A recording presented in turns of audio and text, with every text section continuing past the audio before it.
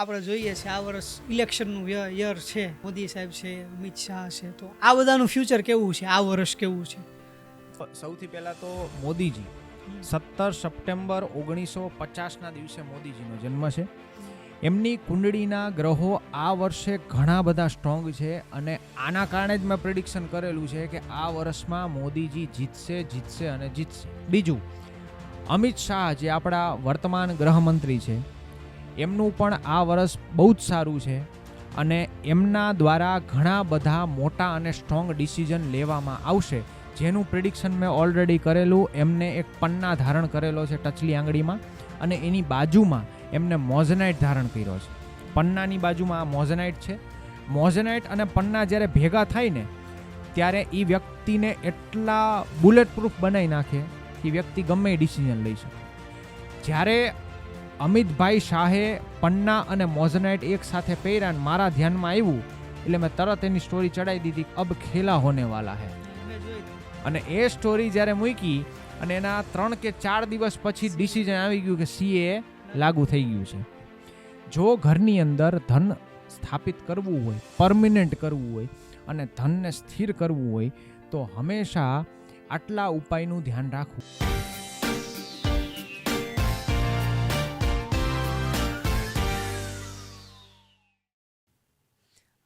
ન્યુમરોલોજીની વાત થઈ તો મને જે અંક તમે કીધા 1, 2, 3 તો એ બધાના સ્વામી તો કીધા. હવે મારી બર્થ ડેટ છે દાખલા તરીકે 2/8/1999, તો આનું મારું ફ્યુચર તમે કઈ રીતે પ્રિડિક્ટ કરી શકો? ધારો કે અંકશાસ્ત્ર પ્રમાણે, જો કે જ્યોતિષશાસ્ત્ર અને અંકશાસ્ત્ર આમ એક છે, પણ આમ આપણે પ્રિડિક્શન કરવા હોય તો 2 આધારે કરી શકીએ. પણ હું સિમ્પલ કેલ્ક્યુલેશન તમને કહું અંકશાસ્ત્રનું. તો ધારો કે તમારું આ વર્ષ, આ મહિનો અને આ દિવસ કેવો જશે આ પણ કહી શકીએ.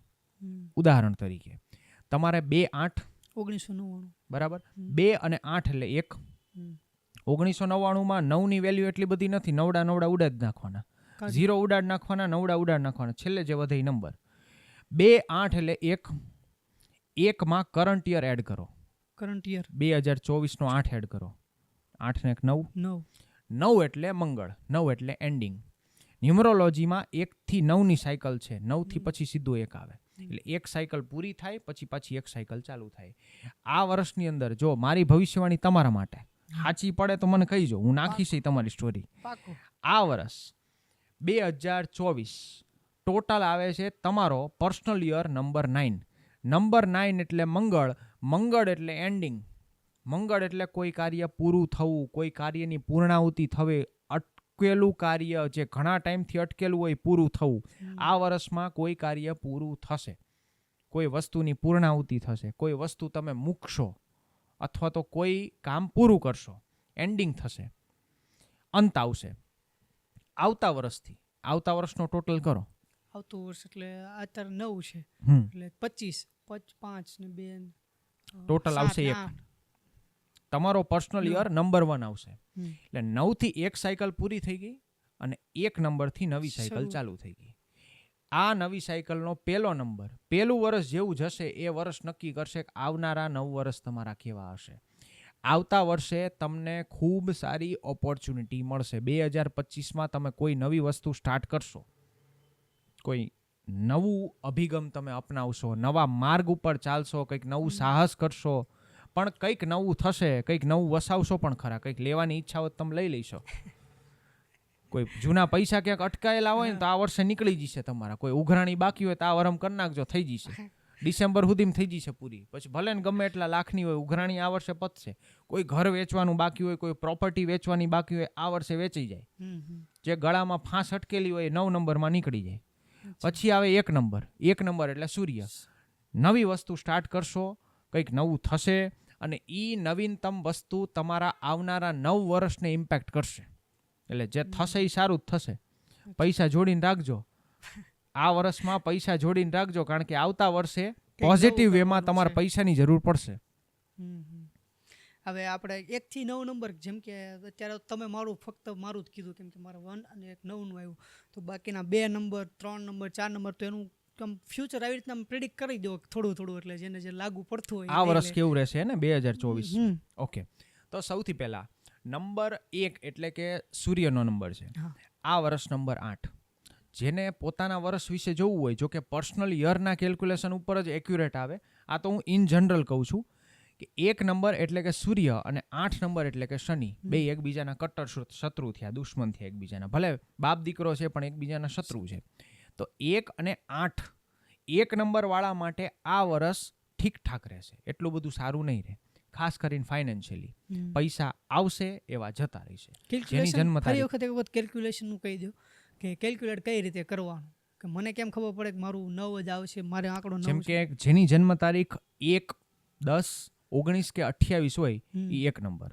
જેની જન્મ તારીખ 2, 11, 20 અને 29 હોય એને 2 નંબર. 3, 12 અને 30 વાળાને 3 નંબર. એવી જ રીતે જન્મ તારીખનો 2 ફિગર હોય તો એને 1 ફિગર કાઉન્ટ કરી લેવાનો, એટલે છેલ્લે આપણને નંબર મળે. હવે જેની જન્મ તારીખ 1, 10, 19 ને 28 હોય એ 1 નંબર વાળા વ્યક્તિ, સૂર્યપ્રધાન વ્યક્તિ, આ વર્ષ પૈસા બાબતે ઠીકઠાક છે. જેટલા પૈસા આવશે એટલા વયા જશે. આ વર્ષની અંદર પૈસાની હાનિ થોડી ઘણી થવાની સંભાવના છે. કદાચ પૈસા બચાવી લીધા, અણધાર્યો દવાખાનાનો ગમે એનો ખર્ચો આવે, આ વર્ષે પૈસા એટલા બધા નહીં ટકે, કારણ કે 8 નંબર છે. શનિમાં આટલું બધું લેવા જેવું હોય નહીં, કારણ કે શનિનું વર્ષ જ્યારે આવે ત્યારે 1 નંબર વાળાને તકલીફ પડે. પણ આ વસ્તુ ડિપેન્ડ કરે છે, તમારા પર્સનલ ગ્રહો પણ આમાં અસર કરે છે, અને તમારું પર્સનલ યર જેવી રીતે મેં તમારું કાઢ્યું કે જન્મ તારીખને મહિના ઉપરથી, આ તો બેઝિક જાણકારી છે. બીજું 2 નંબર એટલે કે ચંદ્ર અને શનિ પણ એકબીજાના કટ્ટર શત્રુ છે.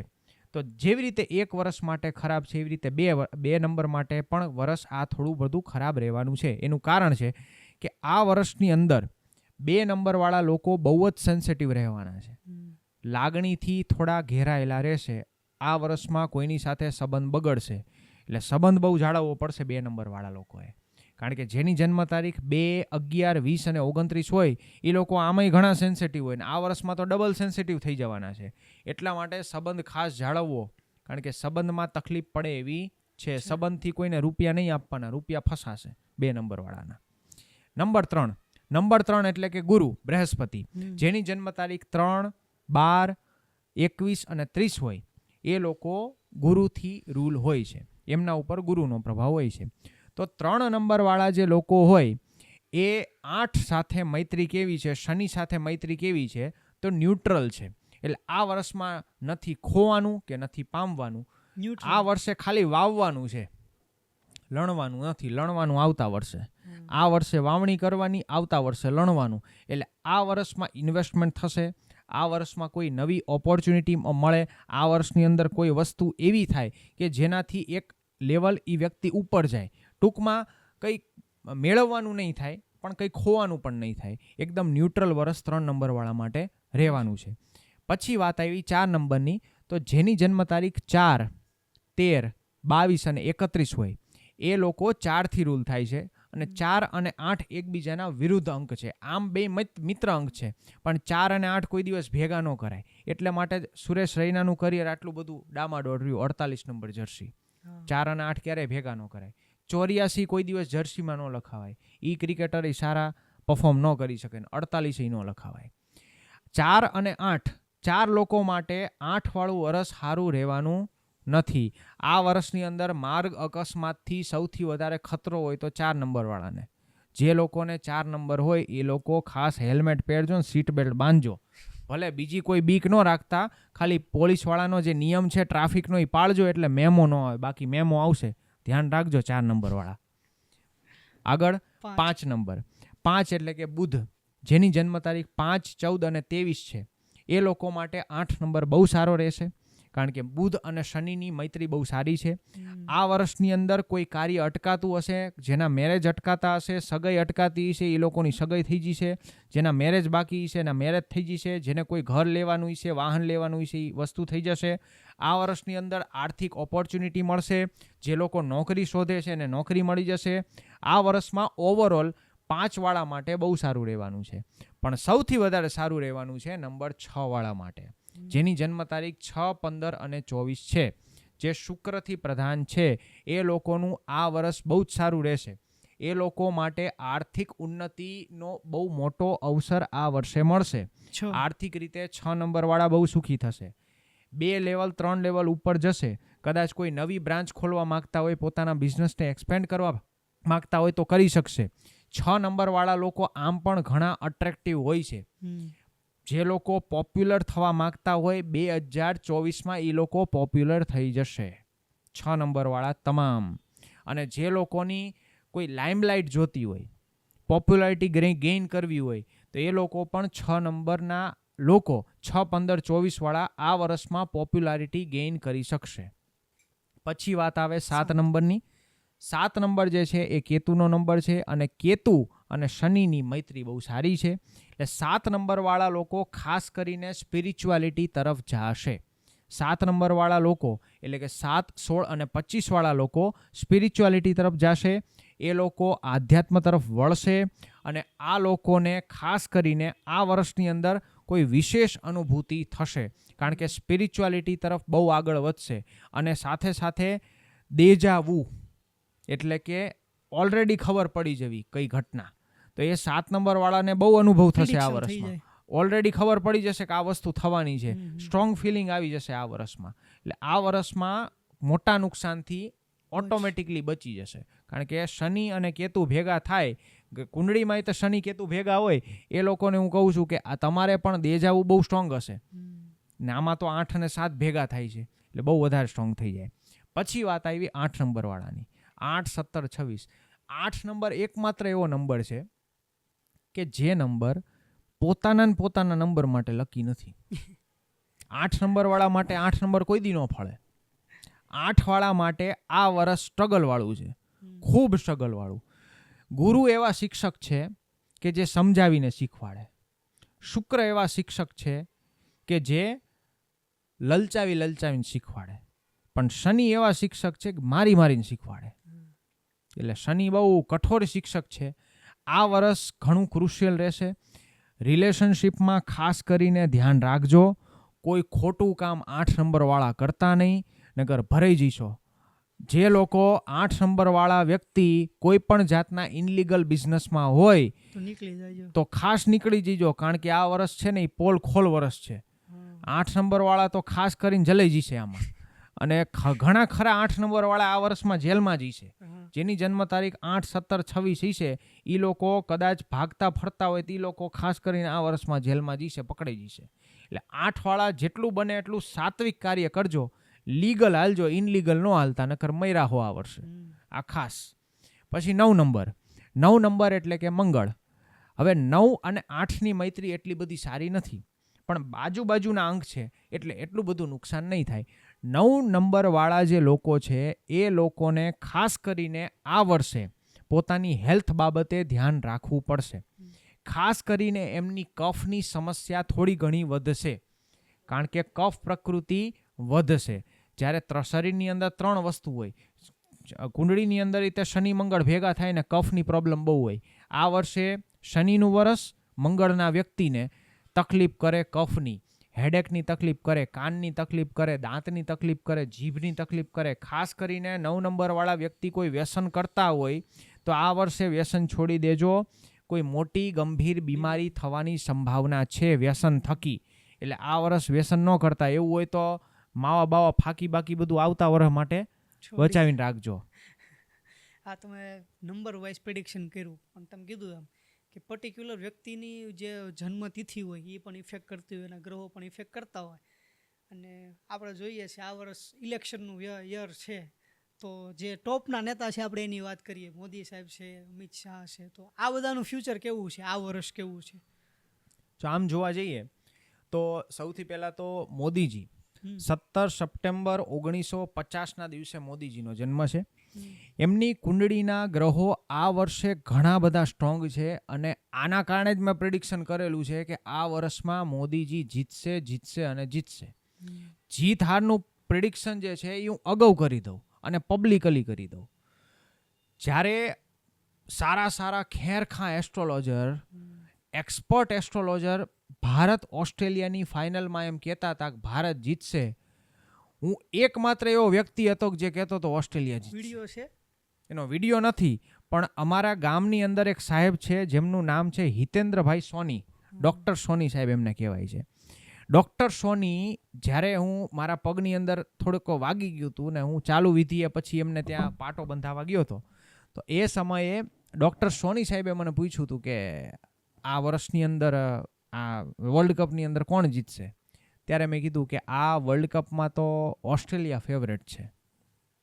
કે બેજાન દારૂવાલાના એસ્ટ્રોલોજર છે એ એમ કહે છે, પછી બીજી એક સંસ્થા છે એમની હમણાં આપણે પોલ ખોલશું, એ એમ કહે છે કે ભારત જીતશે, ને તમે એકમાત્ર એમ કઈ રીતે કહી શકો. મેં કીધું કેપ્ટન અને કેપ્ટન બેની જન્મ તારીખ મેળવવાની, એમના ગોચરના ગ્રહો મેળવવાના, જેના ગ્રહો સ્ટ્રોંગ એ જ જીતશે. અને એસ્ટ્રોલોજીમાં ક્યારેય પણ પર્સનલ ફિલિંગ્સ કે પર્સનલ પોઈન્ટ ઓફ વ્યૂ ફિલિંગને નેવે મૂકી દેવાની પ્રિડિક્શન કરવું હોય તો. સામેવાળા વ્યક્તિને રો ફોર્મેટમાં વાત કહેવાની, તો જ તમે સાચું ભવિષ્યવાણી કાઢી શકો. ભારત જીતશે એવી મારી ઈચ્છા છે, પણ ઓસ્ટ્રેલિયા જીતશે એ વાસ્તવિકતા છે, એ તમારે સ્વીકારવી પડશે. કાલ આપણે જોઈ લઈશું કોણ જીતશે. અને બીજે દિવસે સોની સાહેબનો મારી ઉપર ફોન આવ્યો કે ના પ્રિડિક્શન સાચું કે. એટલે આમાં ફિલિંગને મૂકી દેવી પડે સાઈડમાં. હવે આમાં મોદીજી જીતે એ આપણી ફિલિંગ છે, એની વાસ્તવિકતા છે, એને આપણે સ્વીકારવી જ પડશે ને ઓપોઝિશને સ્વીકારવી પડશે ને એ વસ્તુ થશે ને થશે જ કે આ વર્ષ 2024 મોદીજીનું જ છે અને ભાજપ જ જીતશે. બીજું, અમિત શાહ જે આપણા વર્તમાન ગૃહમંત્રી છે, એમનું પણ આ વર્ષ બહુ જ સારું છે અને એમના દ્વારા ઘણા બધા મોટા અને સ્ટ્રોંગ ડિસિઝન લેવામાં આવશે, જેનું પ્રિડિક્શન મેં ઓલરેડી કરેલું. એમને એક પન્ના ધારણ કરેલો છે ટચલી આંગળીમાં, અને એની બાજુમાં એમને મોઝનાઇટ ધારણ કર્યો છે. પન્નાની બાજુમાં આ મોઝનાઇટ છે. મોઝનાઇટ અને પન્ના જ્યારે ભેગા થાય ને ત્યારે એ વ્યક્તિને એટલા બુલેટ પ્રૂફ બનાવી નાખે કે વ્યક્તિ ગમે એ ડિસિઝન લઈ શકે. પણ એ પણ જ્યોતિષની સલાહ લઈને જ ધારણ કરી શકાય. જ્યારે અમિતભાઈ શાહે પન્ના અને મોઝનાઇટ એક સાથે પહેર્યા ને મારા ધ્યાનમાં આવ્યું એટલે મેં તરત એની સ્ટોરી ચડાવી દીધી, અબ ખેલા હોને વાલા હે. અને એ સ્ટોરી જ્યારે મૂકી અને એના 3 કે 4 દિવસ પછી ડિસિઝન આવી ગયું કે CA લાગુ થઈ ગયું છે. પછી એક ભાઈએ પછી સ્ટોરીનું રીમેન્શન પણ કર્યું કે આ વસ્તુ તમે પ્રિડિક્ટ કરી હતી, કારણ કે એ ભાઈએ સ્ક્રીનશોટ લઈ રાખ્યો હતો. એટલે મારું આઈડી ફોલો કરજો, એમાં તમને ઘણી બધી આવી જાણકારી મળશે. Identified Hindu, without space, without underscore mention કરી દઈશ. બિલકુલ. તો આ વર્ષ અમિતભાઈ શાહ માટે પણ બહુ સારું છે. આ વર્ષમાં ઘણા બધા નવા ચહેરા મંત્રીમંડળની અંદર જોવા મળશે. જૂના ચહેરાઓ રિપીટ નહીં થાય. જેમાં એક બહુ જ વિશેષ ચહેરો જોવા મળશે, જે છે રાજ્યવર્ધનસિંહ રાઠોડ. એમની કુંડળી બહુ જ સારી છે. રાજસ્થાનની અંદર એમને ઓપોર્ચ્યુનિટી નથી મળી, એટલે કદાચ કેન્દ્રના મંત્રીમંડળની અંદર અથવા તો કોઈ રાજ્યની વિશેષ જવાબદારીની અંદર એમને સ્થાન મળશે. Rajyavardhan Singh Rathod is the new face. આ એક નવું ફેસ તમને જોવા મળશે.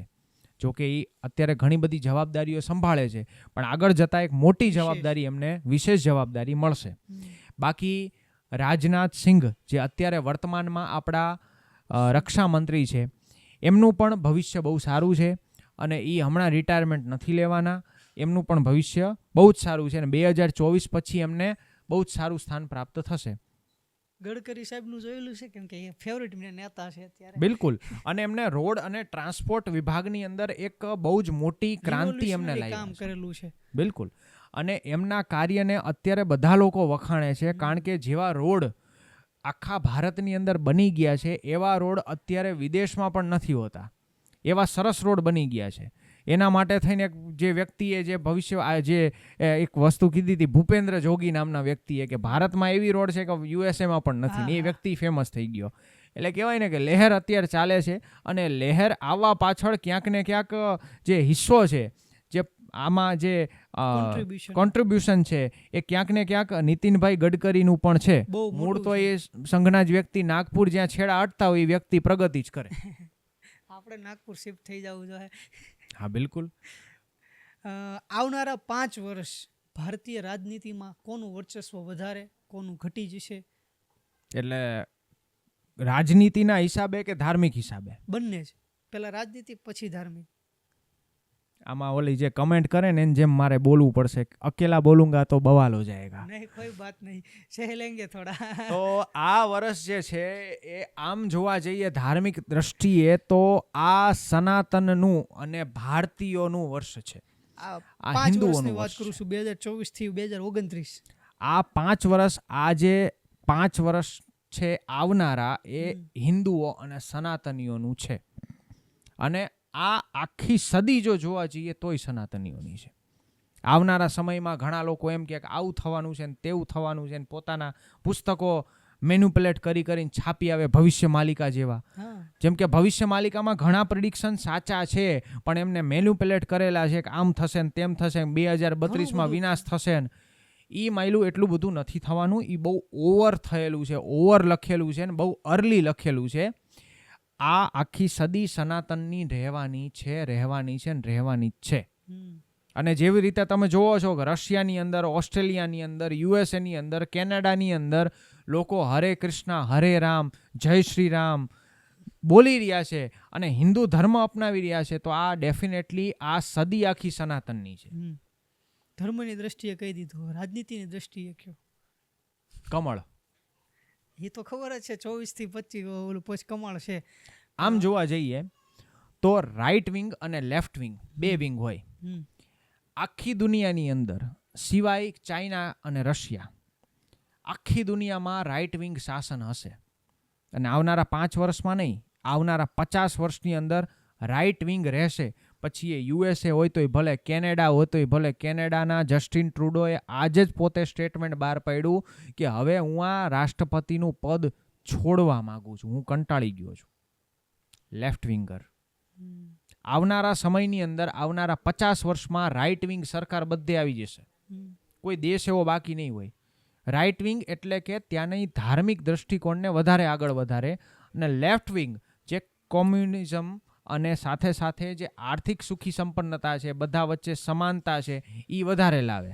અને જે માઇનોરિટી છે એને વધારે આગળ લાવે, એ લેફ્ટ વિંગ. રાઈટ વિંગ જે છે એ જે છે ધાર્મિક, ટ્રેડિશનલ, ઓર્થોડોક્સ એને વધારે આગળ વધારે. કે પોતાનું જે સંસ્કૃતિ છે એને બચાવી રાખે. અને તમે જે કોમ્યુનિઝમની વાત કરીએ ત્યારે હમણાં એક નવું બસ્તર મૂવી આવ્યું છે. હા. તો એમાં જે કોમ્યુનિઝમનું જે ચહેરો બતાવવામાં આવ્યો છે કે ખાલી જંગલમાં તે જેટલા આપણે પાકિસ્તાન સાથે યુદ્ધ કરીને જેટલા જવાનો નથી ખોયા એટલા જવાનો આપણે છત્તીસગઢ જેવા રાજ્યના નક્સલીઓ સામે લડીને ખોયા છે. 15,000નો આંકડો છે આઝાદી પછીના. તો જે તમે કોમ્યુનિઝમની જે લેફ્ટની વાત કરીને તો એની આ એક ન્યૂઝમાં હતું કે 100 વર્ષમાં 100 મિલિયન લોકોને એને કચડી નાખ્યા. અને આપણે કોમ્યુનિસ્ટ દેશનું ઉદાહરણ લઈએ તો ચાઇના છે, દક્ષિણ કોરિયા છે, ઉત્તર કોરિયા અને રશિયા છે. તો જે કોમ્યુનિઝમ જે દેશમાં આવ્યું છે ત્યાં ડિક્ટેટરશીપ લાવી છે. એટલે તમે એમ કહો છો કે હવે ત્યાં પરિવર્તન આવશે એ દેશોમાં. પણ આ બે દેશ સિવાય આવશે. ચાઇના અને રશિયામાં કોઈ જાતનું પરિવર્તન આવનારા 10 વર્ષ સુધી નથી દેખાતું અને નહીં આવે. પ્રિડિક્શન છે તમારું? પ્રિડિક્શન પણ છે અને સાથે સાથે બધાને દેખાય પણ છે. કારણ કે આવનારા સમયમાં એવા ગ્રહગોચર બની જ નથી રહ્યા કે જે એ દેશો ઉપર ડાયરેક્ટલી ઇફેક્ટ કરે. પણ એનો પાવર ઘટશે કે પાવર એ જ રહેશે? પાવર ઘટશે ડેફિનેટલી. કારણ કે મહામારીઓ જેટલી બધી આવશે કે ઓટોમેટિકલી ચાઇના પોતાના કર્મો ભોગવશે.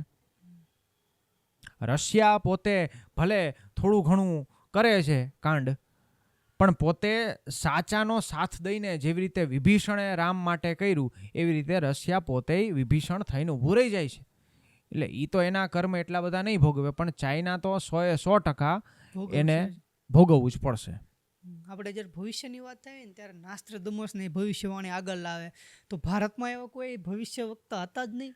આપણા ગુજરાતમાં જ હતા દેવાયત પંડિત. એની ભવિષ્યવાણી કયો થોડી. હવે આપણા જે દેવાયત પંડિત જે હતા 1494 એટલે કે 15મી સદીની અંદર એમને એક આગમવાણી લખી. વર્ષમાં કદાચ આગળ પાછળ હશે પણ મૂળ હતી 15મી સદી. 15મી સદીની અંદર એમને આગમવાણીનું એક ભજન બહુ સરસ મજાનું લખ્યું છે. અને એની અંદર કેટલીક મેઇન વસ્તુ છે એ હું તમને કહી દઉં કે દેવાયત પંડિત દાડા દાખવે સુણી લ્યો દેવળ દે સતીનાર, આપણા ગુરુએ આગમ ભાખ્યા જૂઠડા નહીં રે લગાર. પહેલા પવન ફરૂક છે, નદીએ નહીં હોય નીર. સારી નદીઓ અત્યારે સુકાઈ ગઈ છે. પહેલા પવન ફરક છે એટલે અત્યારે વાવાઝોડા, ટાઈફૂન, ચક્રવાત બધી જગ્યાએ અત્યારે હાહાકાર થઈ ગયો છે પવનથી. પહેલાં એટલા વાયુ પ્રકોપ નહોતા થતા, કળિયુગની અંદર વધી ગયા છે. ઓતર દિશાથી સાહેબો આવશે, મુખે હનુમો વીર. ઓતર દિશાથી એટલે કે કલ્કી અવતાર. આમાં જે સાઈબાની જે વાત કરેલી છે એ છે કલ્કી અવતાર, જે ઉત્તર દિશા તરફથી આવશે. મુખે હનુમો વીર, મુખની અંદર હનુમાનજીનું નામ હશે. ધરતી માથે રે હેમર હાલશે, સુના નગર મોજાર, લક્ષ્મી લૂંટાશે લોકો તણી, નહીં કોઈ રાવ કે ફરિયાદ. આની અંદર કીધેલું છે કે ધરતી માથે રે હેમર હાલશે, અલગ અલગ જાતના મશીનો હાલશે ને ધરતી ખોદશે, અને ધરતી ખોદીને લોકો પૈસા કમાશે. અત્યારે જ્યાં જોવો ત્યાં અલગ અલગ ખનીજની ચોરી થઈ રહી છે, પથ્થરની ચોરી થઈ રહી છે, બેલાની ચોરી થઈ રહી છે. સરકારની લિમિટની બહાર કેટલીક વસ્તુઓ ઉપડી રહી છે. આ કળિયુગનો એંધાણ છે, અને આમાં આપણું જ નુકસાન છે, કારણ કે ભૂકંપ થાય એટલે બધું હેઠું વહી જવાનું છે. ત્યાર પછી સુના નગર મોજાર, નગરો ધીમે ધીમે સુના થતા જશે. મતલબ શહેરો ધીમે ધીમે સુના થશે. નહીં કોઈ તહેવારની ઉજવણી હોય, નહીં કોઈ વાર તહેવારની કંઈ કોઈને ખબર પડે.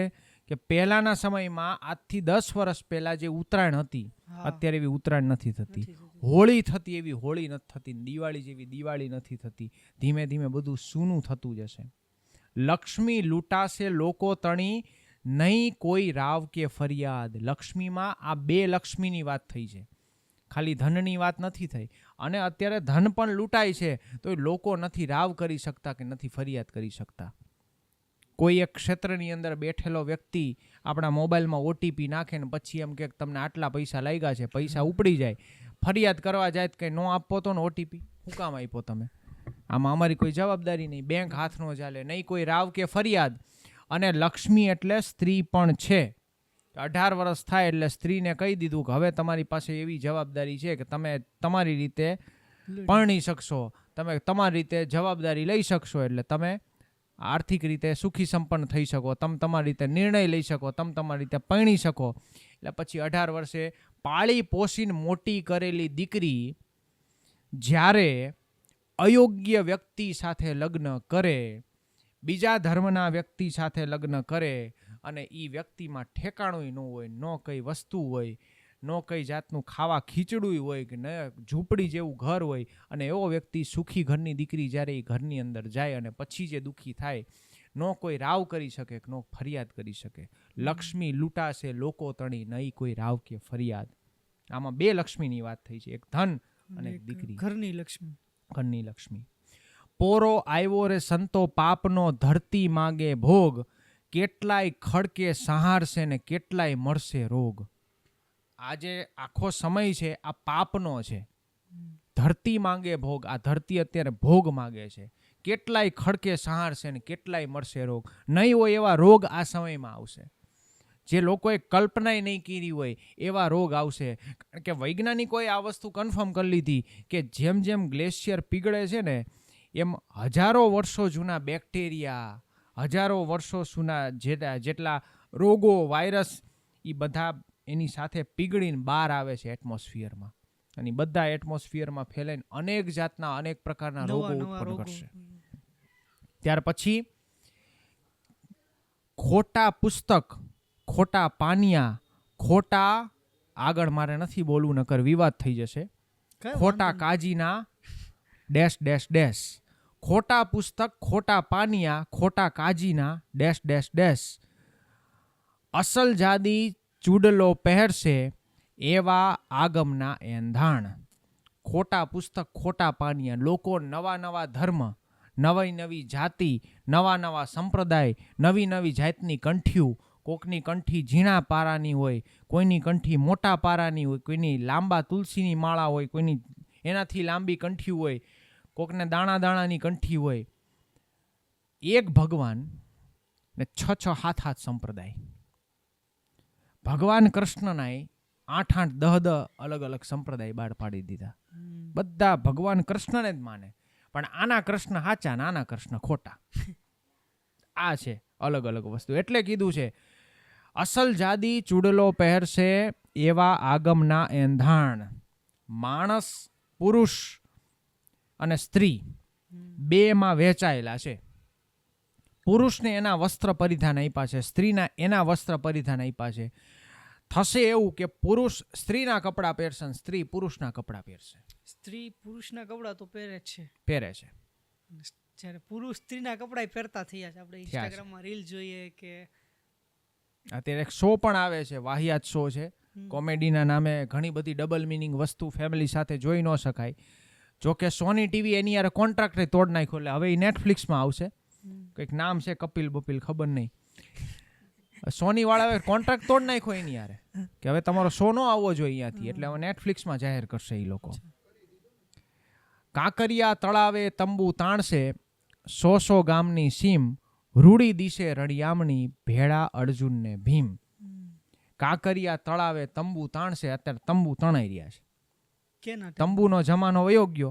કાંકરિયામાં ફેસ્ટિવલ થાય છે, અલગ અલગ જાતના સાબરમતી રિવરફ્રન્ટ ઉપર કાર્યક્રમ થાય છે.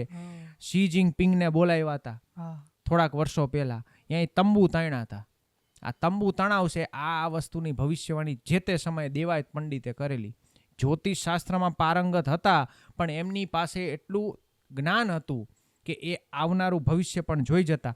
આપણે નાસ્ત્રેદોમસની એટલી બધી ભવિષ્યવાણી જોવાની જરૂરત નથી. આપણા સૌરાષ્ટ્રમાં દેવાયત પંડિત થઈ ગયા કે જેમણે અનેક પ્રકારની આવી આગમવાણીઓ કરેલી છે. અને જેમાં કીધેલું છે, જતી સતી અને સાબરમતી, ત્યાં હશે સુરાના સંગ્રામ, કાયમ કલિંગાને મારશે, નકળંગ ધરશે નામ, કળિયુગ ઉથાપી સતયુગ સ્થાપશે, થશે જગતને જાણ, દેવાયત પંડિત એમ બોલ્યા, આ છે આગમના એંધાણ. આવનારા સમયની અંદર કલ્કી અવતારનો પ્રગટ થશે અને કળિયુગ ઉથાપીને સતયુગની સ્થાપના કરશે. એ વખતે ભગવાન તાંડવ નૃત્ય કરશે. ભગવાન શિવનો ઉલ્લેખ એવું નથી કે આ ખાલી આપણા ધર્મની અંદર છે. બીજા ધર્મના પુસ્તકમાં પણ ભગવાન શિવના ત્રીજા નેત્રનો ઉલ્લેખ છે. અને એને કહે છે કે આ ઝલઝલો આવશે, એમાં અનેક પ્રકારના લોકોની કયામત થશે અને એ લોકો કયામતની અંદર બધા સંહાર થશે. આ બીજા ધર્મના પુસ્તકોની અંદર પણ લખેલું છે. અને એક નેત્રવાળા વ્યક્તિની પણ ચર્ચા થયેલી છે. ઇલ્યુમિનાટી ના, એ તો આખો અલગ કોન્સેપ્ટ છે. ઇલ્યુમિનાટી આખી સિક્રેટ સોસાયટી છે. પણ એમનામાં જે એક આંખવાળો વ્યક્તિ છે એને કંઈક કહેવામાં આવે છે દજ્જાલ, અને એને લોકો શૈતાન ગણે છે. એ દજ્જાલ વાસ્તવિકમાં કોણ છે? એ ભૈરવ છે, ભૈરવ ક્ષેત્રપાલ છે, કે જે અસુરોનો સંહાર કરે છે. પણ આગળ કંઈ બોલવું નથી. આવનારા સમયની અંદર જે તે સિચ્યુએશન છે એ સામે આવશે અને સતયુગની સ્થાપના થશે. દરેક ધર્મ પોતપોતાની રીતે પોતપોતાના દેવની પૂજા કરતા હશે. એ લોકો બચી જશે. જે લોકો શ્રદ્ધા રાખશે, પોતપોતાના ધર્મની, પોતપોતાના ગ્રંથની અને પોતપોતાના ભગવાનની સારી રીતે સેવા પૂજા કરશે, એ બચશે. બાકી બધા ભગવાનને પ્યારા થશે. આપણે ભવિષ્યવાણીની વાત કરી, બરાબર. તો અત્યારે તો બધું ઓનલાઈન થઈ જાય છે, તો ભવિષ્યવાણી ઓનલાઈન થઈ જાય છે. તો હું તમને શું કામ કોઈ વસ્તુ મારી કુંડલી કાઢ્યો તો હું તમને શું કામ કહું હું ઓનલાઈન જઈને ના કઢાવી લઉં? કેમ કે એ સસ્તામાં થાય છે. ઓનલાઈનની અંદર એક પ્લેટફોર્મ છે. આ જે સસ્તાની તમે વાત કરી અને ઓનલાઈનની જે વાત કરી, આ વસ્તુમાં એક બહુ મોટું પ્લેટફોર્મ છે, પીળા લોગાવાળું. અને એ પ્લેટફોર્મમાં એક વ્યક્તિ છે કે જેની સરનેમ છે ગુપ્તા, જેનું મારી પાસે ઇન્ટરવ્યૂ છે. એ ઇન્ટરવ્યૂની અંદર એ વ્યક્તિ કહે છે કે અમે જ્યારે આ સોફ્ટવેરનું પ્રોગ્રામિંગ કરતા હતા ત્યારે અમારી પાસે પ્રોગ્રામર હતો નહીં. એક પ્રોગ્રામર ગાંજો ફૂકીને નૈનીતાલમાં બેઠો હતો, એક પ્રોગ્રામરે દારૂ પીધેલો હતો ને ગોવાની અંદર હતો, અને ન ખાવાની વસ્તુ ખાય, ન પીવાની વસ્તુ પીને પોતે પ્રોગ્રામ બનાવે. એસ્ટ્રોલોજર લોકોનું શોષણ કરે અને એક વ્યક્તિને પર ડે 4 થી 6 કલાક કમ્પલસરી ઓનલાઈન રહેવાનું એગ્રીમેન્ટ કરે, નકર તમારી ઉપર પેનલ્ટી ફાટશે. મારી ઉપર આ રીતની એક ઓફર આવેલી મેલ થ્રુ કે તમે એસ્ટ્રોલોજર છો, તમારો ડેટા અમને ગૂગલ માય બિઝનેસમાંથી મળ્યો છે અને એ ડેટા ગૂગલ મેપ્સના બિઝનેસમાંથી અમે કલેક્ટ કર્યો છે. આ પ્રમાણે અમે તમને એક ઓફર આપવા માંગી છીએ. પછી એચઆરનો મારી ઉપર ફોન આવ્યો. એચઆરે કીધું કે તમારે 4 થી 6 કલાક ઓનલાઈન રહેવું પડશે. તમને પર કોલ અને પર મિનિટ પર ચેટ કમિશન આપવામાં આવશે. મેં કીધું ઓકે. પણ કમ્પલસરી 4 થી 6 કલાક ઓનલાઈન રહેવું પડશે રોજ. અને જો તમારે નહીં રહી શકો તો 1 દિવસ અગાઉ જાણ કરવી પડશે. તો એ પણ બરાબર છે. કેટલું આમાં મળશે? તો કે 1 મિનિટનો આમાં 1 રૂપિયો મળશે, પણ શરૂઆતમાં 50% ભાગ અમારો રહેશે, એટલે 50 પૈસા જ મળે, 50 પૈસા જ મળે. હવે કયો એવો એસ્ટ્રોલોજર હશે જેને આટલો ટાઈમ હશે કે જે રોજની 4-6 કલાક પોતાના યજમાનને, પોતાના ક્લાયન્ટને મૂકીને જાય? એ પ્લેટફોર્મ ઉપર કોઈ પણ વ્યક્તિ સેલેરાઇડ નથી. આવી રીતે થર્ડ પાર્ટીને ઇન્ટરવ્યૂ લઈને એમાં ઓનલાઈન કરી દીધા છે પ્લેટફોર્મ ઉપર, જેને કદાચ સરખું જ્યોતિષ આવડતું પણ નહીં હોય.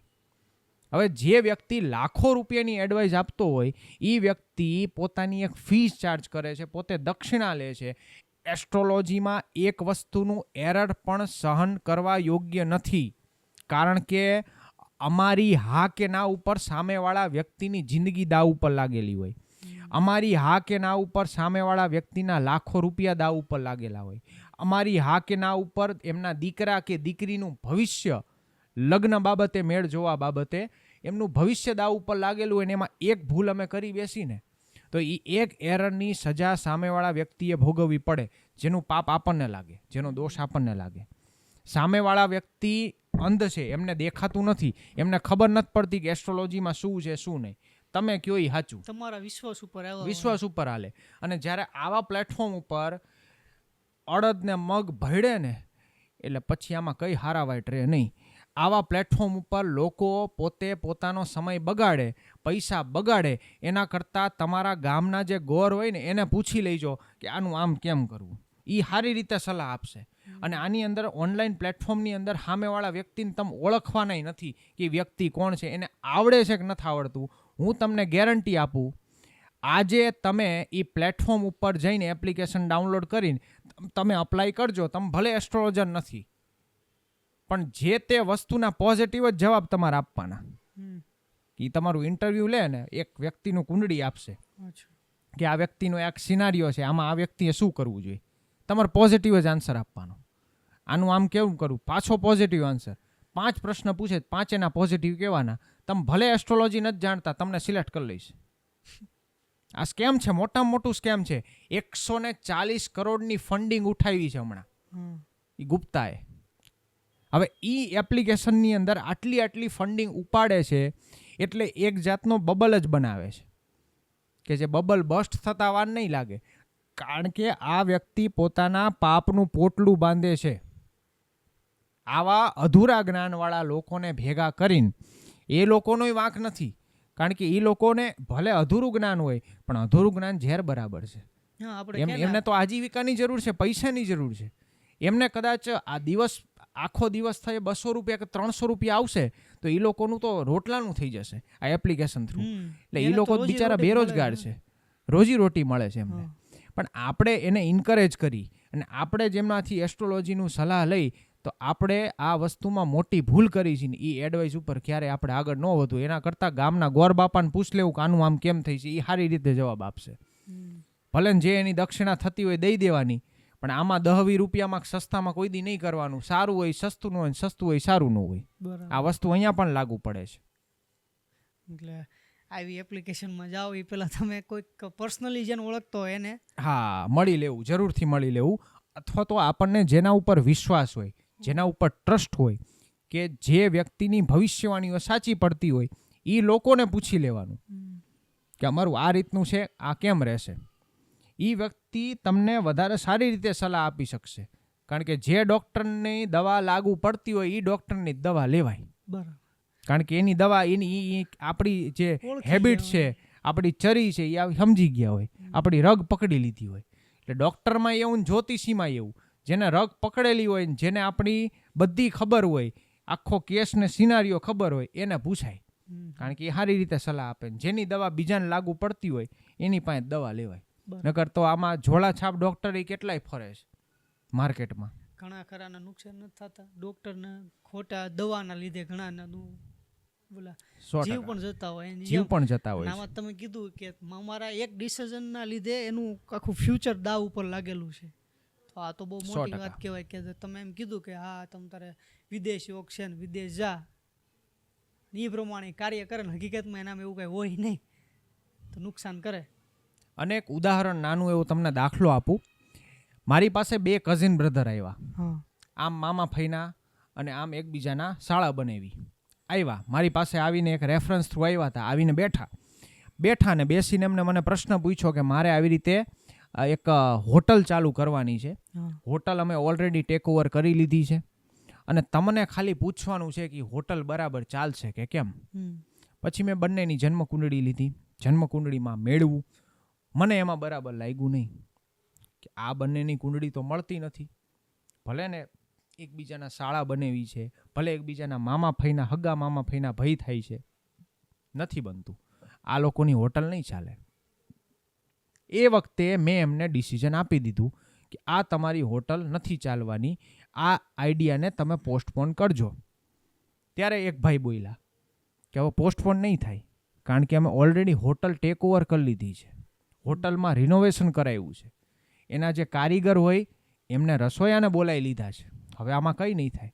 મેં કીધું તમે ખાલી મારા મોઢે પોઝિટિવ વાત જ સાંભળવા આવ્યા હતા, તો એ પોઝિટિવ વાત હું તમને નથી કહેવાનો, કારણ કે હું તમને રાજી કરવા હાટું અહીંયા નથી બેઠો.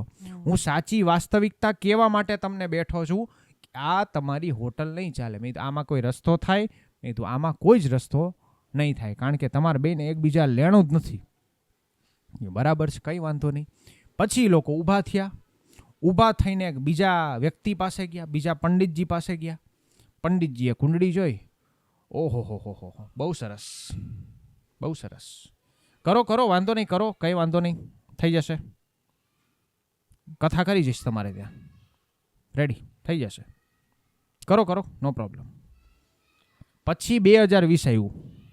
2020માં માર્ચ મહિનાની અંદર મોદીજી આવ્યા અને મોદીજીએ ભાષણ આપ્યું કે કોરોનાની આ વિકટ પરિસ્થિતિની અંદર આ દેશમાં સંપૂર્ણ રીતે લોકડાઉન લગાવવામાં આવે છે અને એ લોકડાઉનમાં એ આખી હોટલ વેચી દેવી પડી, ઉપરથી 5-6 લાખ રૂપિયાની ખોટ ખાવી પડી અને એ બંનેના સંબંધ બગડાઈ અલગ. પછી એ બેમાંથી તે કોઈનો ફોન ન આવ્યો. જે વ્યક્તિ થ્રુ એ ભાઈ આવ્યા હતા એમનો ફોન આવ્યો કે તમે પેલી હોટલની ભવિષ્યવાણી કરી હતી, સાચી પડી, હોટલ બંધ થઈ ગઈ, વેચાઈ ગઈ. એટલે ઘણી વખત જે લોકો સાંભળવા આવે ને એ પોતાનું પોઝિટિવ સાંભળવા માટે આવતા હોય છે અને મને કોઈ દિવસ સુગર કોટિંગ કરીને વાત કરતા આવડતી નથી. આ છે ને આ નથી, તમારા બેયના લગ્ન થઈશે તો થઈશે, નથી યોગ તો નથી યોગ, નથી થવાના એટલે નથી થવાના. તમે આ ધંધો કરશો તો ફળશે, આ ધંધો કરશો તો નહીં ફળે. ચોખ્ખી વાત. છોકરાને કઈ લાઈન લેવી, તો આ લાઈન લેવડાવશો તો ભણશે, આ લાઈન લેવડાવશો તો નહીં ભણે. ચોખ્ખી વાત. કોઈ દિવસ ગોળ ફેરવવાનું નહીં, કોઈ દિવસ મીઠી વાતું નહીં કરવાની. જે છે એ તમારે રો ફોર્મેટમાં લાગણીને નેવે મૂકીને તમારે ડિસિઝન આપવા પડે તો તમે સાચી રીતે ભવિષ્યવાણી કરી શકો. બાકી આ બધું મીઠા બોલવાવાળા તો કેટલાય છે દુનિયામાં, અને ઘણા લોકો તમને ગેરમાર્ગે પણ દોરે મીઠું બોલી. એટલે એવા લોકોના ચક્કરમાં ફસાવું પણ નહીં. આપણે ઘણી બધી વાત કરી તો ઘણા કોમન પ્રોબ્લેમ હોય, જેને પૈસા અમુક કમાતા હોય એને ટકતા ન હોય, અમુક બિચારા કમાઈ ન શકતા હોય, તો આના અમુક કોમન જે સોલ્યુશન હોય એ જરાક કહો. સૌથી પહેલાં તો આપણે ઉત્તર ભારત અને પશ્ચિમ ભારતમાં મોસ્ટલી માત્ર અને માત્ર આપણે લક્ષ્મીજીની પૂજા કરીએ છીએ, પણ નારાયણ ભગવાનની આપણે પૂજા નથી કરતા, ક્યાંક ને ક્યાંક ભૂલી જઈએ છીએ. આપણા ગુજરાતની અંદર, પશ્ચિમ ભારતની અંદર 90% લોકો માત્ર લક્ષ્મીજીની, ગણપતિની, સરસ્વતીની પૂજા કરે છે. લક્ષ્મીનારાયણની સાથે પૂજા કરવાવાળા લોકો માત્ર 10% છે. અને જે લોકો લક્ષ્મીનારાયણ ભગવાનની સાથે પૂજા કરે છે, સજોડે પૂજા કરે છે, એ લોકોના ઘરમાંથી ક્યારે પૈસો ખૂટતો નથી.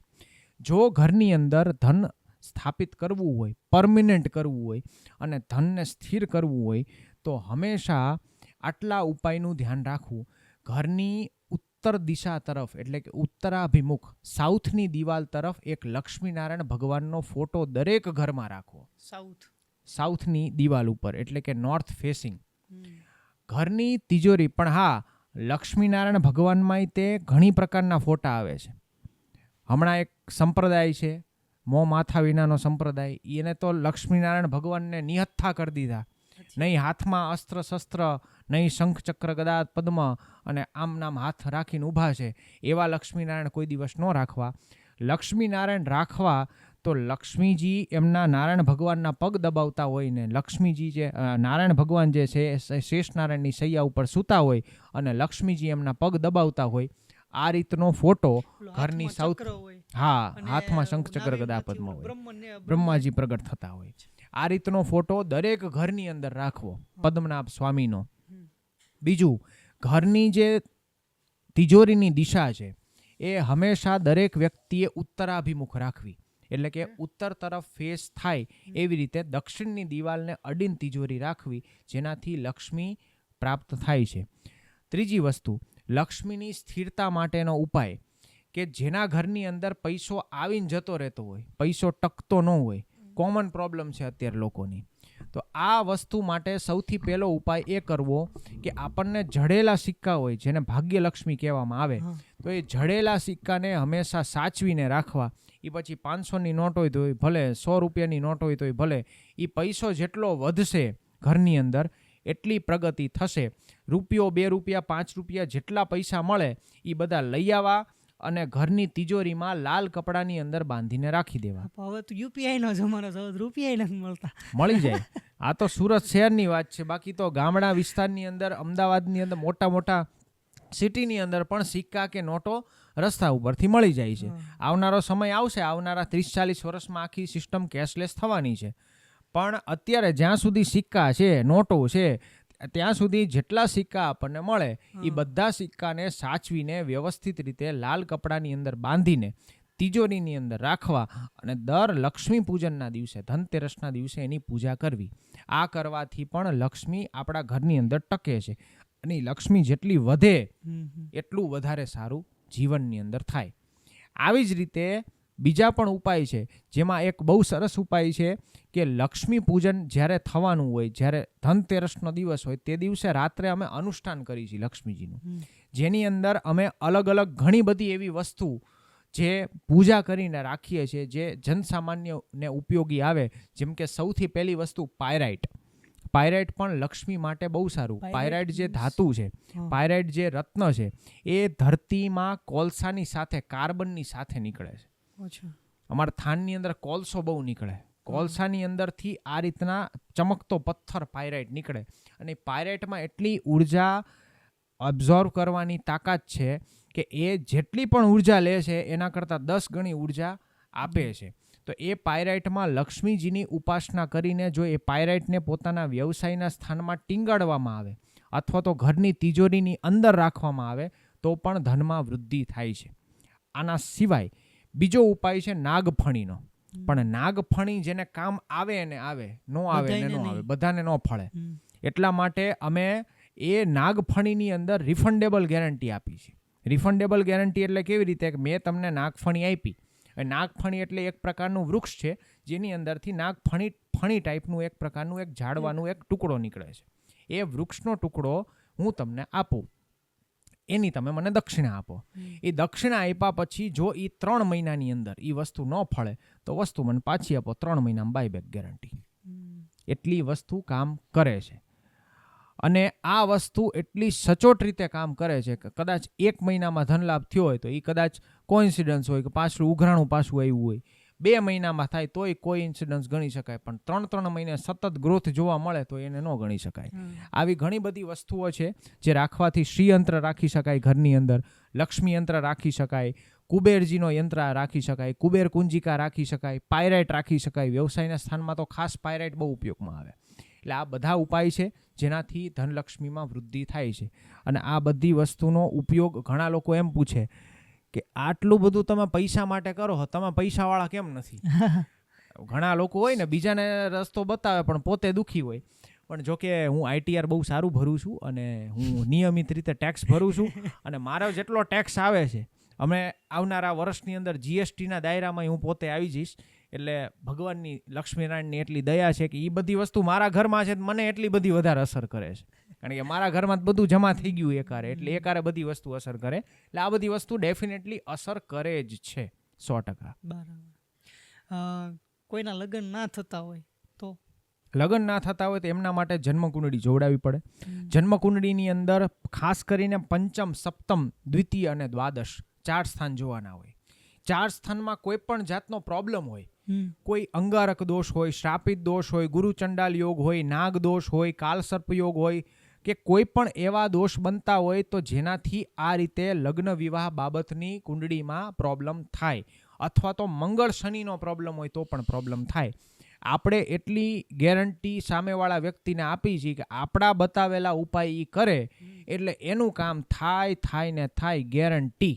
આપણા બતાવેલા ટાઈમમાં એનું કામ થયું છે, અને જેનું કામ થયું છે એનું આપણી ઇન્સ્ટાગ્રામ આઈડીની અંદર રિઝલ્ટના વિભાગની અંદર આપણે કરેલ. ધારો કે મેં તમારા વિશે કોઈ પ્રિડિક્શન કર્યું અને તમારું પ્રિડિક્શન જો સટીક સાબિત થાય છે તો તમારા ફોટા સહિત તમારું આઈડી મેન્શન કરીને પછી હું તમારું આઈડી મૂકીશ, તમારો ફોટો મૂકીશ ને એને હાઇલાઇટમાં ચડાવીશ. નકર તો કોઈનો ફોટો ઉપાડીને ચડાવી દીધો હશે કેમ ખબર પડે? નીચે આઈડી મેન્શન કરવું જરૂરી છે. મેન્શન કરો એટલે મેસેજ કરીને પૂછ લેવાનું ભાઈ તાર થયું કે બાકી.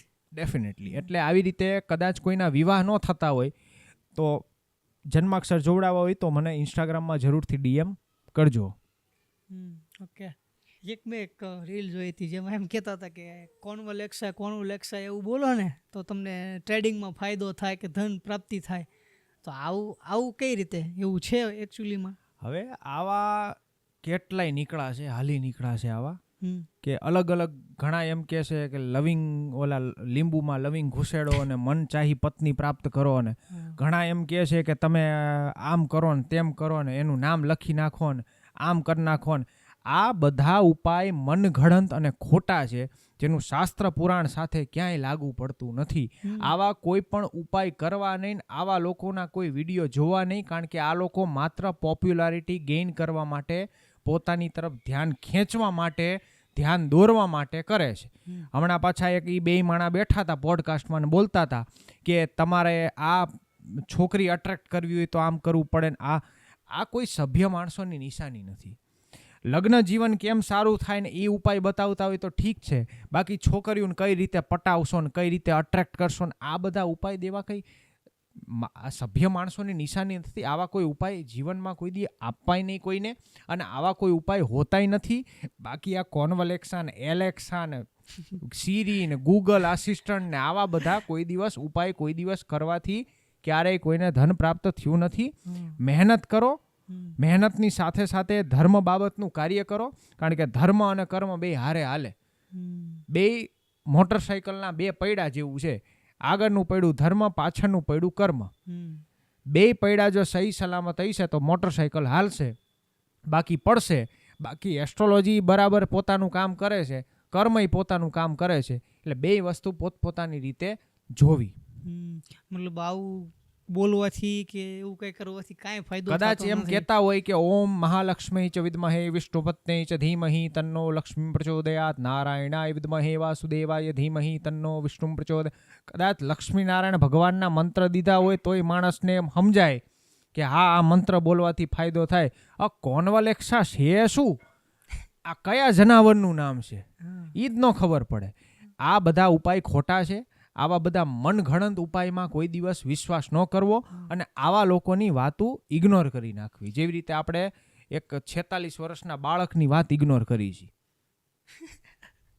આ થોડુંક ડાર્ક થઈ ગયું. આ જે તમે કીધું કે આવા લોકોની વાતમાં નહીં પડવાનું, એમ ઘણા બધા તાંત્રિક પણ નવા આવે છે.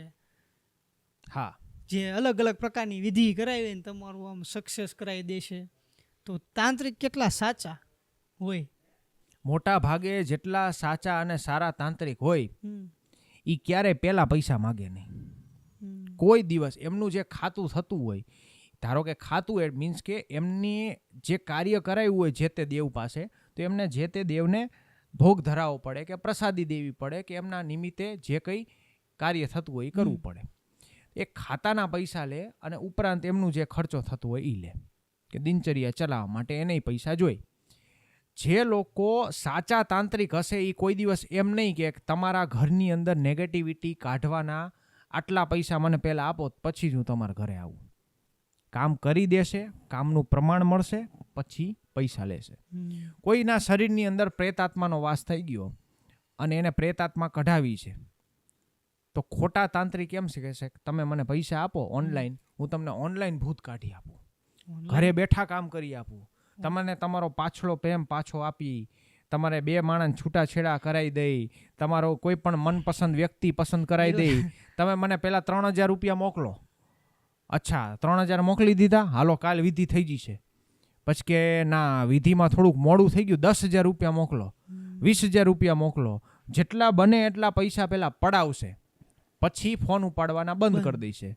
નહીં રાવ કે ફરિયાદ, કોઈ સાંભળશે નહીં, કોઈ ફરિયાદ નહીં લે, કંઈ FIR નહીં થાય. એ વ્યક્તિ કોણ છે, ક્યાં છે. આવા ઓનલાઈન લોકોને ક્યારેય તંત્ર વિદ્યા માટે પૈસા નહીં મોકલવાના.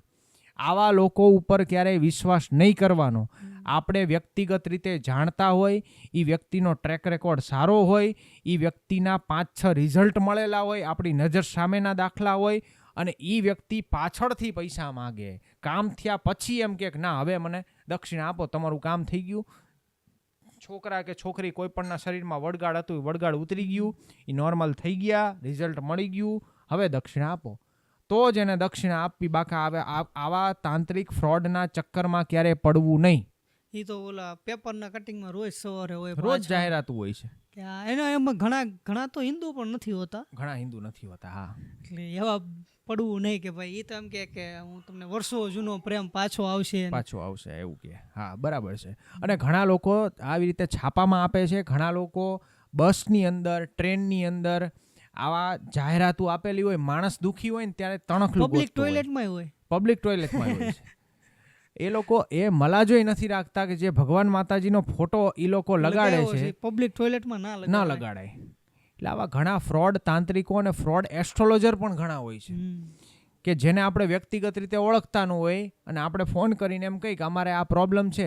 આમાં વ્યક્તિ ઘણા પ્રેમ પ્રકરણ બાબતમાં હોય ને, પ્રેમ બાબતનો મામલો હોય ને, એટલે એમાં લોકો પોતાના ગામગોરને કે પોતાના ઓળખીતા પંડિતને ન પૂછે, ત્યારે બીજા વ્યક્તિને ગોતવા જાય. બીજા વ્યક્તિને ગોતવા જાય ને એમાં જ ફસાઈ જાય મારો બેટો, કે બીજા વ્યક્તિને ગોતવા જાય અને એને પૈસા મોકલે એટલે એ બિચારો રહી ન શકે ને સહી ન શકે.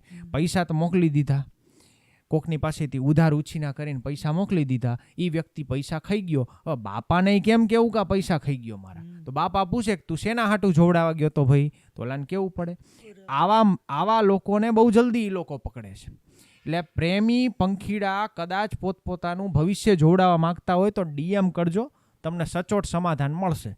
તમારા લગ્ન થવાના છે તોય હા પાડશું, નહીં થવાના હોય ના પાડશું, ખોટા માર્ગે નહીં દોરી. તો છેલ્લે પૂરું કરીએ પેલા અમારા પોડકાસ્ટનું ફ્યુચર તમને શું લાગે છે? આ તો તમારું ન્યુમરોલોજી કેલ્ક્યુલેશન જ કહેશે. મને પેન ને પેપર આપો, હું તમને અત્યારે જ તમારું ફ્યુચર કહી દઉં કે આ પોડકાસ્ટનું ફ્યુચર કેવું રહેશે અને આ ચેનલનું ફ્યુચર કેવું રહેશે.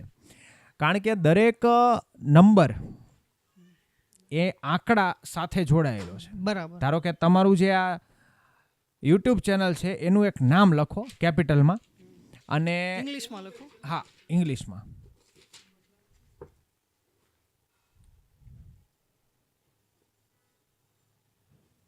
The Gujju talks. ટોક્સ કે ટોક? ટોક. ઓકે. તો T ની નીચે 4, H5, E5, G3, U6, J1, U6,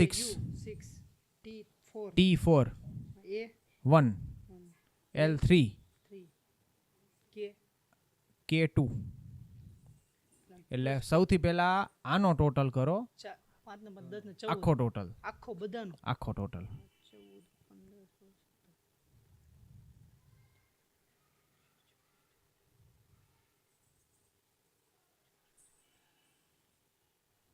એકતાલીસ. 41 એટલે કે બુધ. આ નંબર બહુ સારો નંબર છે 41, કારણ કે ઘણા લોકોનો મેં મારી મચેડીને 41 ઉપર લાવ્યો છે ટોટલ. એક્સ્ટ્રા S લગાડું ને એક્સ્ટ્રા P લગાડીને કે ગમે એમ કરીને ટોટલ 41 ઉપર આવવો જોઈએ. જેને માસ મીડિયાની અંદર ફેમસ થવું હોય, જેને પોપ્યુલારિટી ગેઇન કરવી હોય, એ 5 એટલે કે બુધનો ટોટલ અપનાવવો પડે, જેમાં 23, 41 અને 32 આ નંબર બહુ સારા. જ્યારે IPLની શરૂઆત થઈ એ વખતે પછીનો જે આગળનો ગાળો હતો એમાં એક સૌથી વધારે કિંમતમાં કોન્ટ્રાક્ટ થયેલો એક ખેલાડી જેનું નામ હતું ગ્લેન મેક્સવેલ, ભારતનો જમાઈ. એની જર્સી નંબર છે 32 એટલે 5 નંબર. જેટલા 5 નંબર ટોટલ વાળા હશે એ લોકોની પ્લેઇંગ સ્ટાઇલ યુનિક હશે, એ લોકો પોપ્યુલર એ બહુ જલ્દી હશે, અને આમાંય તે માસ્ટર નંબર અને આ જે જર્સી નંબર છે ને એ બહુ વધારે જીવનમાં અસર કરતા હોય. તમે ક્રિકેટ જોવો છો? હા. તમારો ફેવરેટ ખેલાડી કયો છે? ધોની. 7-7-81. બીજો રોહિત શર્માની જન્મ તારીખ છે 30/4/1987. પછી કોહલીની જન્મ તારીખ છે 5/11/1986. પછી આપણે કેન વિલિયમસન ને જાડેજા. ઓકે, કેન વિલિયમસનની તો અત્યારે હૈયે છે પણ હોઠે નથી, પણ જાડેજાની છે 6/12/1988. કેન વિલિયમસનની થોડીક યાદ કરવી પડશે. જેટલા ખેલાડી છે બધા ખેલાડીમાં જે સક્સેસફુલ બોલર્સ હોય એમાંથી શેન વોન લ્યો, મુથૈયા મુરલીધરન લ્યો, બ્રેટ લી લ્યો, રવિચંદ્રન અશ્વિન લ્યો, રવિન્દ્ર જાડેજા, આ એક સમયના ટેસ્ટ ઓલરાઉન્ડર હતા જે નંબર 1 ઉપર, અને હા એ તો હજી છે પણ નંબર 1 ઉપર નથી. આવશે પણ ટૂંક સમયમાં આવશે. અશ્વિન તો છે જ. જેટલા સારા અને બેસ્ટ બોલર્સ રહ્યા છે એ બધા ક્યાંક ને ક્યાંક 4 અને 8 વાળા રહ્યા છે. 4 અને 8 નંબર, કાં તો જર્સી નંબર અને કાં તો ડેટ ઓફ બર્થ. એનું કારણ શું છે? 4 અને 8 વાળા લોકોને કોઈ દિવસ કોઈ સમજી જ ન શકે. અનપ્રિડિક્ટેબલ પર્સનાલિટી, ક્યારે કઈ સ્ટાઇલથી કયો બોલ આવશે, ક્યાં પડીને ક્યાં જઈશે. જેટલા પણ લોકો છે સારા સક્સેસફુલ બોલર્સ છે એ લોકો 8થી કે 4થી જ રૂલ થતા હોય.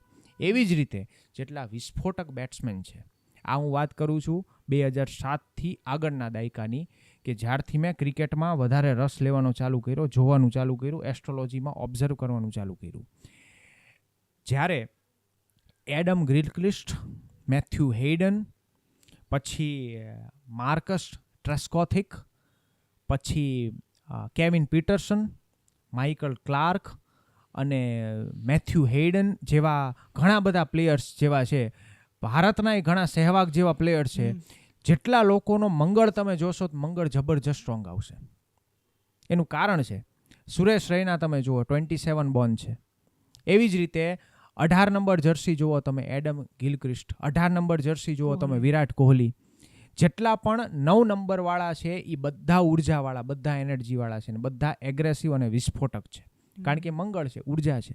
એવી જ રીતે નંબર 7 છે MS ધોની, નંબર 7 છે ક્રિસ્ટિયાનો રોનાલ્ડો, એક સમય નંબર 1 સુધી પહોંચે. એ પછી અરિજીત સિંહ હોય તોય ભલે, કૈલાશ ખેર હોય તોય ભલે, જગજીત સિંહ હોય તોય ભલે, સ્વામિનારાયણ સંપ્રદાયવાળા પ્રમુખ સ્વામી મહારાજ હોય તોય ભલે, દલાઈ લામા હોય તોય ભલે, જે નંબર 7 નંબર વાળા હોય નંબર 1 સુધી પહોંચે ને એના નામનો ધ્વજ ફરકાય જ એક સમયે. પણ 10 નંબર વાળા થોડાક અનફોર્ચ્યુનેટ હોય. 10 એટલે એક હીરો અને એક ઝીરો, 1 and 0, ક્યારેક હીરો ક્યારેક ઝીરો. સચિનનું એવું થતું, ક્યારેક હીરો ક્યારેક ઝીરો. પછી મેસી ક્યારેક હીરો ક્યારેક ઝીરો. શાહિદ અફ્રીદી ક્યારેક હીરો ક્યારેક ઝીરો. જેટલા 10 નંબર વાળા છે ક્યારેક હીરો ને ક્યારેક ઝીરો. પણ ન્યુમરોલોજીના નંબરના ટોટલમાં સૌથી અનફોર્ચ્યુનેટ નંબર છે નંબર 16. સૌથી અનફોર્ચ્યુનેટ નંબર. એ નંબર કેવું? વિમાન એક સાથે 16,000 કિલોમીટર ઉપર જાય અને ત્યાંથી હેઠું પડે. આ સિચ્યુએશન આવે 16 નંબરમાં. કે નોકિયા જેવી કંપની કે જે એક સમયે સૌથી ટોપ ઉપર બોલતી, એના કોમ્પિટિશનમાં કોઈ વ્યક્તિ કે કોઈ કંપની નહોતી, એ નોકિયા કંપની એક સાથે ડૂબી ગઈ. જ્યારે દિલ્હીની અંદર શરમજનક ઘટના ઘટી કે જે એક દીકરી સાથે દુષ્કર્મ થયું અને દીકરીનું નામ સરકારી ચોપડે દામિની રાખ્યું, અને એ દામિનીનો ટોટલ 16 હતો.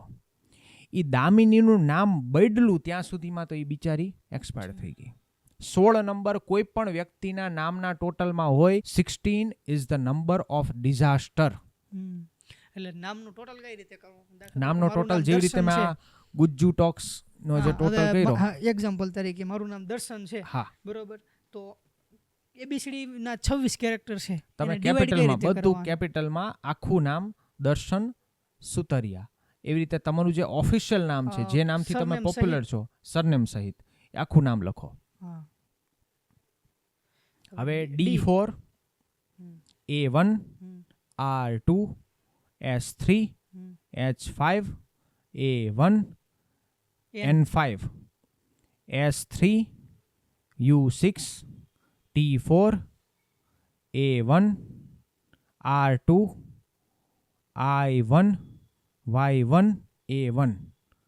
આનું ટોટલ કરો. પહેલા આનું કરો પછી આનું કરો, બેનું ઇન્ડિવિજ્યુઅલ કરો. ઓકે.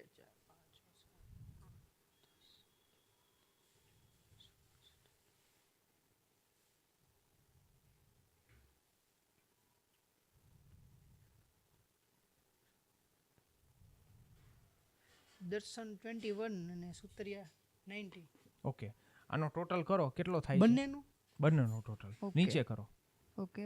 21 પ્લસ 10 31 9 40. 40 એટલે 4 નંબર. તમારી જન્મ તારીખ છે 2/8/1999. You are ruled by moon, ચંદ્ર. અને તમારો નામનો ટોટલ થાય છે 21. એ તો બરાબર છે, કારણ કે ચંદ્ર ગુરુ એકબીજાના સાથે બહુ સારો સંબંધ છે. 2 વાળા અને 3 વાળા એકબીજા સાથે બહુ સારી એનર્જી એક્સચેન્જ કરી શકે. 2 અને 3 એકબીજાને બહુ સૂટ થાય. પણ પ્રોબ્લેમ છે 2 અને 4માં, કારણ કે ચંદ્ર આ બાજુ રાહુ, ચંદ્ર રાહુ ભેગા થાય એટલે થાય ગ્રહણ. હવે તમારા ખાલી નામના પ્રેડિક્ટ, મેં તમારી કુંડળી નથી જોઈ, મેં ખાલી તમારી જન્મ તારીખ જાણી છે ને તમારા નામનો ટોટલ જાણ્યો છે. તમારા વિશે એક વસ્તુ તો ગેરંટી સાથે કહી શકું કે તમારા, કારણ કે ચંદ્ર અને રાહુનો કોમ્બિનેશન થાય છે અને તમારી મીન રાશિ છે, તો તમારા જીવનમાં ક્યારેક વારંવાર પૂર્ણ વિરામ વચ્ચે આડા આવતા હશે, બાધાઓ આડી આવતી હશે, ઘડીએ વડીએ પ્રોબ્લેમ ક્રિએટ થતી હશે, ક્યારેક કામ અટકી જતું હશે. અને ચંદ્ર રાહુ ભેગા એટલે ગ્રહણ, ક્યારેક ગ્રહણ લાગી જતું, કામ ઠેઠ સુધી 99% પોગે ને 1% હાટું થઈને અટકી જાય. આવું થાય છે તમારી યારે, કારણ કે ચંદ્ર અને રાહુ ભેગા છે.